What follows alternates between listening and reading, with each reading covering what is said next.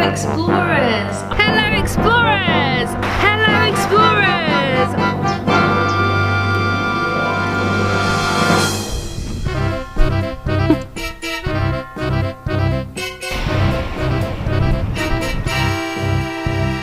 Either has something to do with gravity.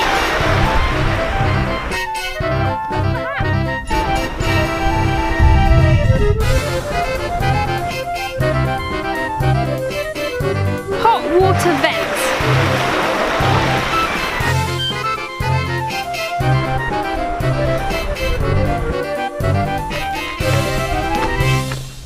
This next story is not necessarily one about fishermen. It's really about my old granddad, of whom I was very fond, and perhaps you can see why. It's called Grandad's Escapade, or Grandad Plays Truant. In the past, people in Alderney survived by means of a mixed economy, a bit like Scottish crofters. For example, my grandfather, Daniel Sabir Lecoq, was at the same time baker, farmer, cattle breeder, fisherman and justice of the court, with an intimate knowledge of the ancient Norman custom law that remained in force here until 1947.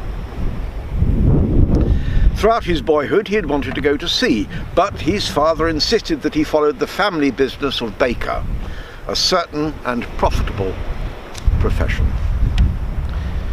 Nevertheless, as soon as he had the means, he bought an old 18-foot ship's lifeboat so as to practice a little inshore fishing. Often at spring tides he would row across the Swinge, accompanied by an old fisherman friend, Mr. Jean-Louis Quinet, Jack's father, to collect ormers, a mollusk that was prized as a seasonal delicacy from September to April.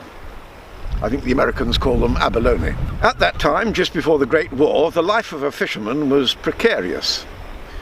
There were occasions when Jean-Louis lacked the wherewithal to buy his daily bread, but grandfather delivered it anyway, without asking for payment. Later on, he would receive a fine crayfish in exchange.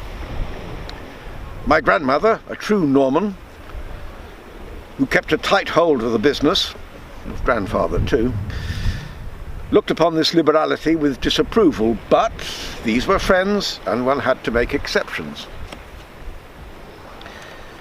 One day in April, grandfather was engaged in delivering loaves to his customers in a little two-wheeled cart drawn by an old horse.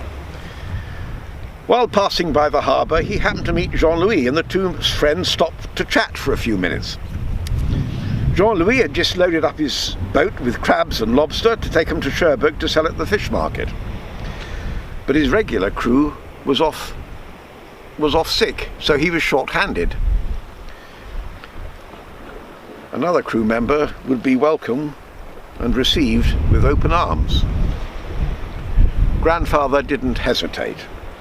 He abandoned the cart and its load, and the old horse continued placidly to crop the grass along the verge of the road. Later that morning, angry customers called at the bakery to complain. Pourquoi pour de point agné, Mrs. Lecoq? They'd complain. Why no bread this morning, Mrs. Lecoq? An employee was dispatched to find the cart and complete the delivery of bread. Next morning, round about dawn, first light, after a well-oiled day of jollification in Cherbourg, grandfather got back home. In order to avoid the outbreak of a domestic storm, he had wisely brought with him a large box containing a magnificent hat in the very latest Paris fashion. Whether this offering of propitiation worked, I can't tell, but 60 years later, my grandparents were still a devoted couple. Bon, hello.